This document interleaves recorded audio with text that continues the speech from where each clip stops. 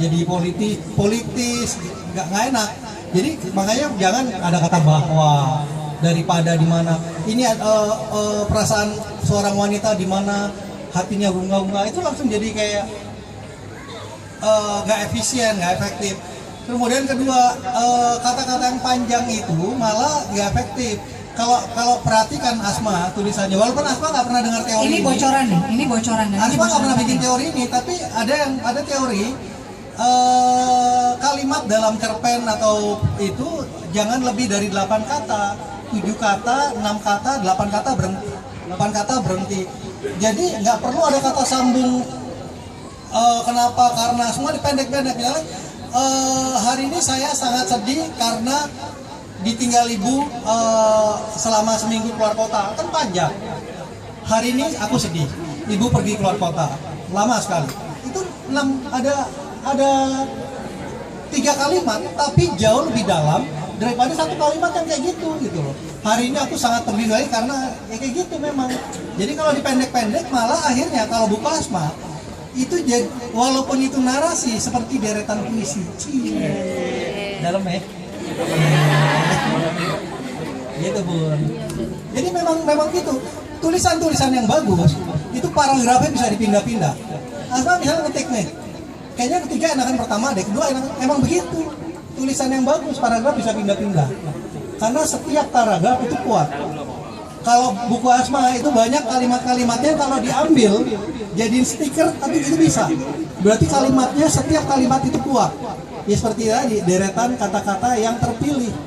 Jadi itu memberi jiwa. Ya silakan Bu. Yang lainnya kadang-kadang gini, ini yang saya maksud dulu, saya sebetulnya menebak-nebak ya. Karena gini, ada yang misalnya memang punya kecenderungan untuk baca buku-buku yang lebih religius, sehingga ketika dia membaca buku-buku yang populer ya dia nggak dapat ruhnya di sana gitu kan ya. Jadi tidak cari buku yang sesuai dengan kebutuhanmu. Kemudian yang lainnya, ruh itu juga tidak ada karena sebagai penulis, si penulis gagal berempati terhadap tokoh-tokohnya. Jadi dia tidak bisa, jadi gini, saya pernah baca novel ya, karangan penulis dari Kanada, dan novel itu diterjemahkan di sini. Saya baca itu ada adegan kekasih terpisah di daerah perang ya, Afgan atau mana gitu waktu itu ya. Pokoknya mereka terpisah, nggak ketemu ya. Tapi mereka ketemu jatuh cinta, saya nggak peduli, nggak terharu, nggak merasa romantis.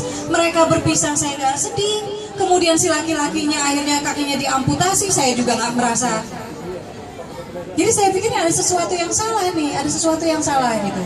Nah jadi kalau buat saya sebagai penulis saya senang, misalnya gini, setelah baca buku Assalamualaikum Beijing ada yang bilang, Mbak Asma doakan ya mudah-mudahan saya bertemu dengan Zhong Wen, versi dia gitu ya, salah satu tokoh. Jadi jadi kuncinya di mana? Pertama, kamu harus membuat kelemahan rata-rata cerpen atau novel yang ada saat ini adalah tokoh-tokohnya nggak punya karakter. Sama seperti kelemahan tokoh-tokoh di sinetron saat ini, tokoh-tokohnya nggak punya karakter. Teman-teman yang sebel sama CHSI yang sekarang misalnya, CHSI lebay gini-gini. Satu, akui bahwa film tentang perselingkuhan sinetron itu nggak cuma CHSI, betul? Tetapi kenapa karakter Hello Kitty, karakter Karin yang membuat begitu banyak Hello Kitty di luar sana tiba-tiba curhat dan pengen sadar? Ini serius. Saya kelimpahan sampai hari ini nih, masih tadi pagi saya hari ini mungkin dapat 2 atau 3 email itu dari Hello Kitty. Curhat terbuka di Twitter. Curhat. Ya, belum curhat terbuka di Twitter. Belum di email. Padahal apa? Karena apa? Di CHSI bagaimanapun karakternya jelas. Karakter Bram, mau sebel kayak gimana sama Bram? Ya Bram ini memang lemah kan orangnya kan? Karakternya Hana jelas, karakternya Karin jelas, karakternya Vina sebel film marah-marahmu sama Anto. Dari awal karakter dia memang kasar sama anak. Itu jelas gitu. Jadi ini salah satu kunci. Kalau kita ingin membuat tokoh-tokoh yang diingat oleh pembaca, perhatikan, berikan karakter. Kemudian tidak hanya berikan karakter, kita harus melatih kepekaan nih. Jadi harus empati nih. Misalnya apa? Asma sakit. Karena sakit, misalnya dia nggak bisa membalas email-email Zhong Wen. Perasaan Zhong Wen gimana ya? Kalau saya jadi Zhong Wen gimana ya? Kalau saya jadi Asma gimana ya? Saya jatuh cinta misalnya nih, saya jatuh cinta, tapi saya kan bakal meninggal gitu. Saya kan sakit parah, adil nggak sih buat laki-laki ini? Apa saja yang terpikirkan? Nah kalau kalau kita bisa menempatkan posisi kita di hati-hati karakter-karakter tokohnya, maka akan lebih kuat tampilnya. Jangan sampai nih orang sakit nggak peduli banget sih, nggak milih banget sih, nggak empati banget gitu kan. Ada misalnya gini, saya pernah datang acara workshop, ada satu karya yang karyanya kayak gini bunyinya. Saya semua mengatakan saya adalah seorang gadis yang baik. Memang saya cantik, gue langsung nggak merasa dia baik gitu. Ya kan? Ada juga nih sombong nih. Berarti penulisnya salah menempatkan, mendeskripsikan tokoh yang baik ini gitu. Sehingga pembaca tidak merasa dia tokoh yang baik. Sampai ada satu adegan di Assalamualaikum Beijing itu, saya senang ketika menulisnya karena ada satu titik tentang di mana saya bercerita tentang salah satu karakter sahabat yang buat saya sejak dulu ya, pertama saya hijrah pakai jilbab sangat berkesan, Mus'ab bin Umair. Itu sahabat Rasulullah paling ganteng, ya, bangsawan, termasuk yang paling kaya, yang ibaratnya setiap kali dia lewat, dia berjalan di kota Mekah, itu semua jendela gadis-gadis kota Mekah itu terbuka semua. Mus'ab bin Umair. Saya mencoba, saya belum pernah mengangkat, saya pengen mengangkat Mus'ab di salah satu bab di Assalamualaikum Beijing. Dan saya nangis ketika melakukannya. Kemudian ada adegan lain di bab Assalamualaikum Beijing yang romantis gitu ya. Yang saya sampai nulisnya tuh tepuk tangan gitu. Gitu. Seperti kita nonton film romantis yang gitu, akhirnya ketemu gitu. Dan buat saya itu keterlibatan si penulis gitu. Kita terlibat secara emosional gitu. Jadi kalau ketika kita nulis kita ya jangan heran kalau pembaca juga bacanya nggak betah gitu loh sama buku kita, gitu ya. Tapi memang butuh kesabaran untuk kita tidak ada cara lain untuk menjadi penulis yang handal selain kamu menulis sebanyak-banyaknya, selain kamu menulis setiap hari. Karena butuh apa? Sama seperti pilot ya, butuh jam terbang. Makin banyak kita menulis, makin sering. Kalau kamu yang masih susah mendapatkan ending dalam cerita-ceritamu, mungkin karena kita tidak cukup menyelesaikan ending. Kita kurang banyak menyelesaikan cerita kita. Kalau kita karakter nggak menarik gitu ya, mungkin karena selama ini kita kurang menulisnya. Konflik nggak tergarap, mungkin selama ini kita kurang banyak menyelesaikan dan menggarap konflik. Semua skill dalam kepenulisan, keterampilan menulis hanya bisa menjadi handal kalau kamu menceburkan diri ke dalam kepenulisan dalam sebuah karya. Mau nggak mau kamu ketemu opening, kamu ketemu karakter, jadi kamu harus berpikir, kamu ketemu, cerita kan harus di-endingin, kamu harus mencari ending. Nah itu hanya mungkin kalau seperti itu, gitu ya. Oke. Ayah, mau bikin games atau apa?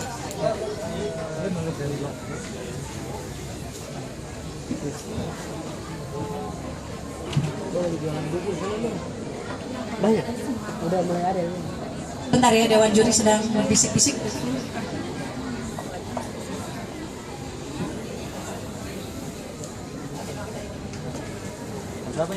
Ada sedikit pengumuman, nanti insya Allah ada book signing ya, jadi silakan, saya kebetulan juga sedang tidak sholat, jadi silakan kalau ada teman-teman yang bawa buku-buku lama, saya dengan senang hati.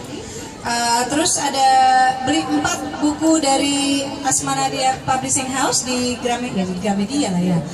Di sini berhadiah 1 buku anak hanya untuk hari ini. Hadiahnya minta kemana? Iya, nanti sama yang megang hadiah tadi adik saya ya, Mas Eron. Jadi kalau kamu beli 4, kamu langsung kasih temuin Mas Eron ya. Oke gitu ya? Ya, kita lanjut tanya jawab lagi ya. Oke, silakan Mas. Ada mic-nya? Ya. Wiro, kamu cepetnya jangan cuma dengan yang perempuan, nggak benar bercanda Wiro. Ya, silakan Mas. Bismillahirrahmanirrahim. Assalamualaikum warahmatullahi wabarakatuh. Waalaikumsalam warahmatullahi wabarakatuh. Nama saya Fadil Utomo dari Tangerang, Kodia Tangerang. Ingin bertanya, mungkin ini permasalahan penulis pemula ya, Bunda ya, tentang mungkin bisa kita bahasakan putusnya ide, putus semangat atau putus ilham gitu. Kadang kita kalau nulis itu kan kalau lagi datang ide tuh ngalir nikmat, seperti kata Bang Deddy gitu tadi, di lampu merah sampai lupa, sampai lupa. Tadi juga ada kawan kita yang katakan sampai lupa makan, lupa waktu, seperti itu. Tapi terkadang mungkin karena kita juga kan punya kesibukan yang lain, itu terkadang sampai ketika mungkin teralihkan ide kita, semangat kita teralihkan oleh kesibukan kita, sehingga kadang ide itu terputus, ilham itu, semangat itu terputus, sehingga kadang ingin maju lagi tuh udah nggak nikmat lagi gitu, kayak rasanya itu hambar gitu, ingin melanjutkan tuh rasanya hambar ya, seperti itu. Atau kadang mungkin permasalahan kayak salah satunya saya selalu sempat nulis juga waktu itu, terus karena laptop rusak, kemudian file data hilang, langsung ngedown gitu. Nah, ini menghadapi permasalahan seperti ini mungkin bagaimana tips dan trik-triknya? Terima kasih. Mas, kalau lihat di rumah saya, itu saya ada satu lemari penuh isinya folder semua ya, Det ya? Iya. Itu semua judul buku yang saya mau tulis. Jadi saya sekarang udah ada 40 buku yang belum selesai. Tapi saya bikin aja, itu di mata Allah ada satu buku selesai, ya kan? Karena niat itu kan bukan baru hal ya. Kalau kita udah ngetik pertama, udah ngumpulin folder, udah riset, itu dapat satu walaupun bukunya nggak selesai. Jadi sekarang saya udah punya banyak tuh buku. Kemudian hampir selesai. Saya hanya butuh waktu seminggu untuk intensif, itu akan selesai. Itu pertama. Yang kedua, jadi langsung kita bikin folder nama buku kita mau tulis. Ide makanya nggak boleh satu. Saya mau nulis, muncul ide lagi tulis. Kita punya 10 ide. Kadang-kadang gini, di dunia ini kan sesuatu.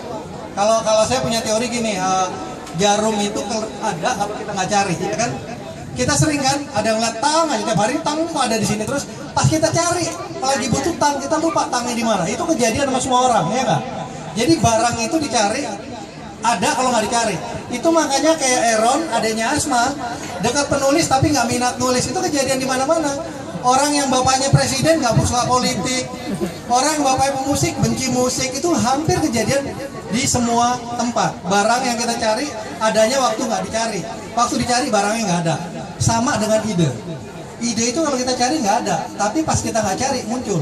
Makanya karena udah naluri alam begitu, makanya setiap ada ide dicatat. Kita punya ide A, catat. Cari data A, nggak ketemu, muncul ide B, tulis data B. Kejar ide B, nanti ketemu data A, balik lagi ke A. Jadi kita trik dengan hukum alam. Karena hukum alam seperti itu, kita bikin seperti itu, nanti selesai semua. Kita cari A ketemu B, cari B ketemu A, cari A dapat C, bikin lagi C, cari C ketemu A, dapat A, lama-lama A nya selesai.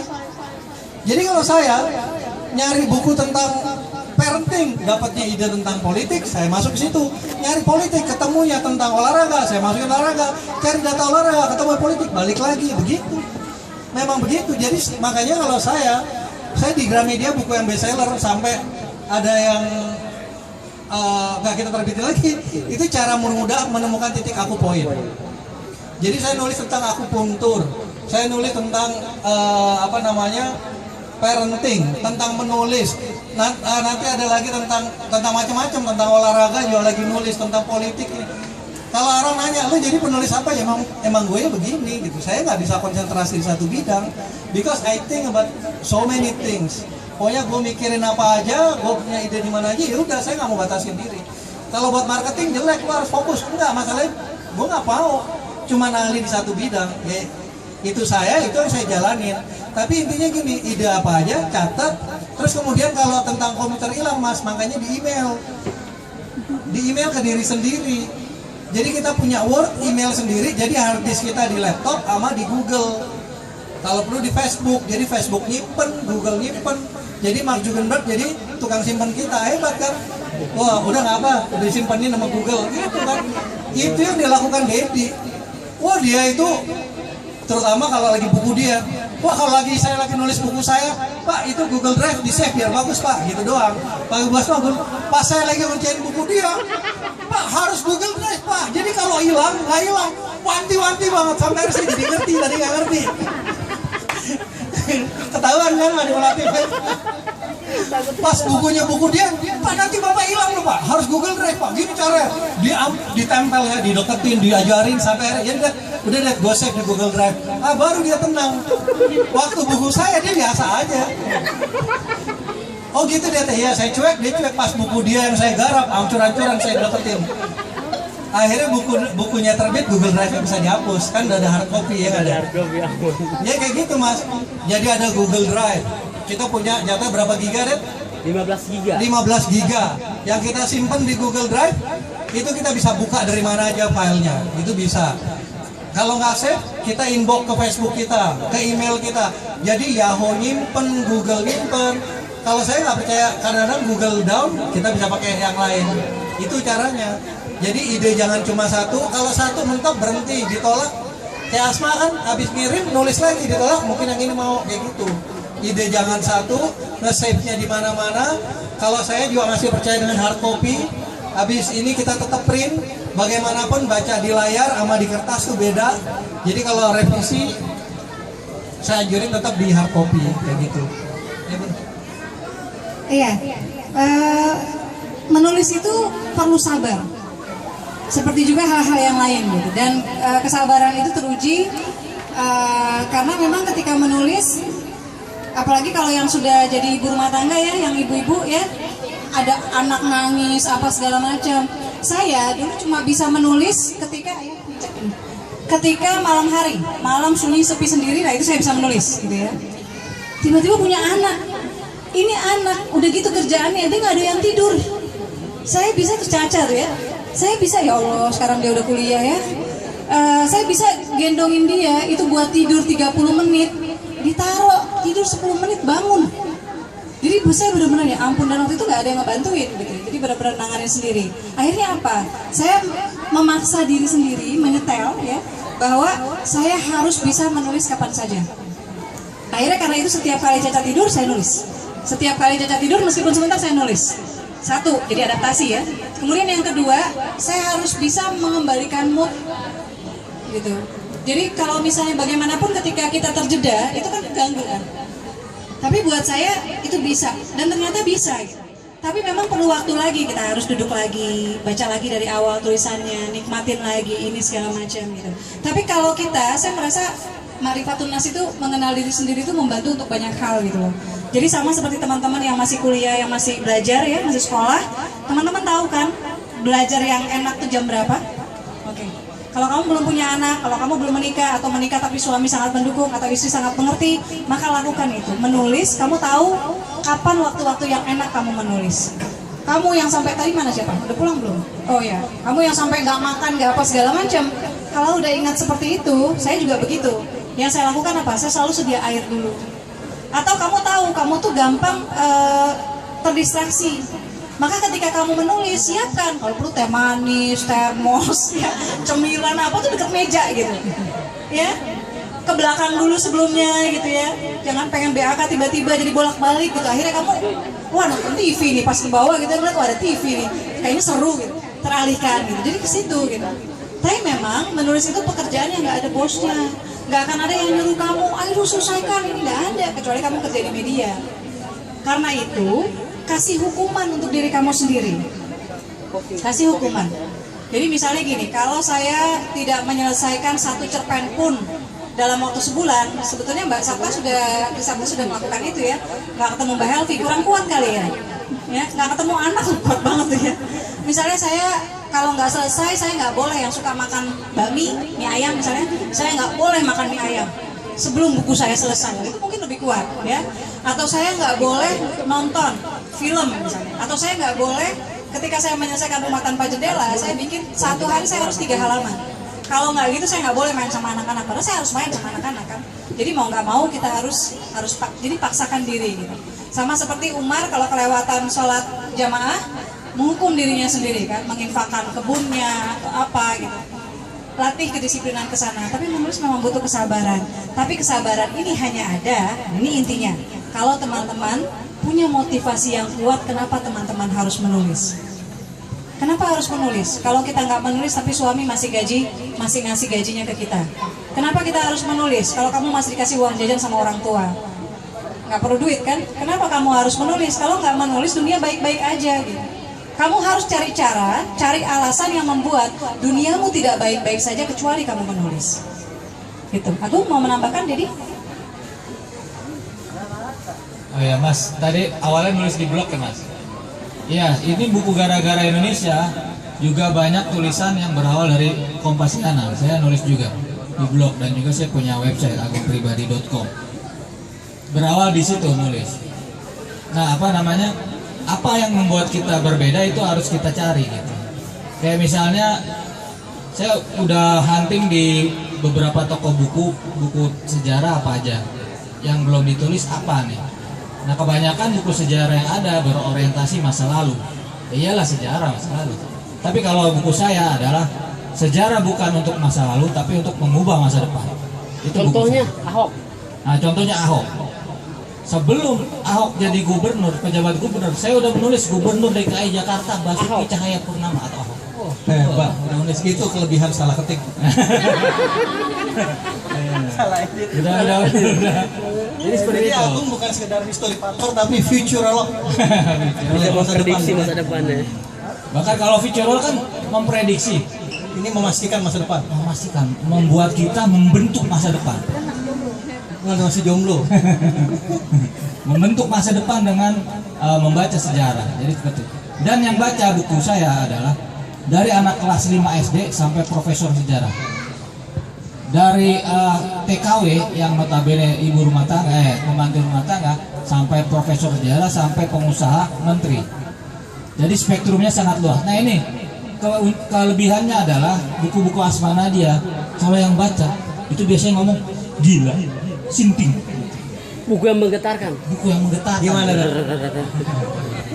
Yang baca buku No Excuse saya nggak ada ya. Bukunya Paisan No Excuse. Serasa Ini ditambah. ngomong sinting, nggak beranjak dari tempat duduk. Ada yang baca buku gara-gara Indonesia itu lagi nunggu di bandara, nunggu pesawat. Selesai ketika menunggu, kan nggak mau berhenti gitu. Tepuk tangan dong untuk Ya, Pak Agung. kalau yang tadi dibilang buku ada jiwa itu tidak hanya di fiksi loh. Saya Ting Dinar, Mengejar Mimpi, Gara-gara Indonesia, No Excuse, itu kan saya yang coachingnya di Love Traveler, tapi bukan saya yang coaching ya. Jadi orang kalau baca itu bisa marah-marah baca buku itu. Ini gila, kok orang nggak ada yang tahu. Ini kok nggak ada yang bilang sih dulu begini. Emang begitu. Jadi kalau kita baca Gara-gara Indonesia, kita udah belajar sejarah dari SD sampai SMA. Kok gue nggak ada yang pernah bilang kayak gini sih, padahal begini gitu. Itu buku yang menggetarkan nih, Menggetarkan. bikin marah-marah. Ting Dinar itu orang baca, aduh kenapa kita ada dulu gini ya, bego banget, bego. Kayak No Excuse ada yang bilang saya kayak ditampar-tampar baru baca 8 halaman. Itu loh buku-buku yang kuat. Kalau buku Asma jelas sudah nggak perlu diomongin lagi, ya, ya. Iya. Menggetarkan jiwa. Iya, saya baru sadar ya bahwa sebetulnya suami saya sejak tadi mengungkapkan cinta ya. Ada Asma Nadia di hatiku. Oh, di perut ya? Perut mesti naikkan sedikit ya. Itu nggak dihitung, ini dihitung.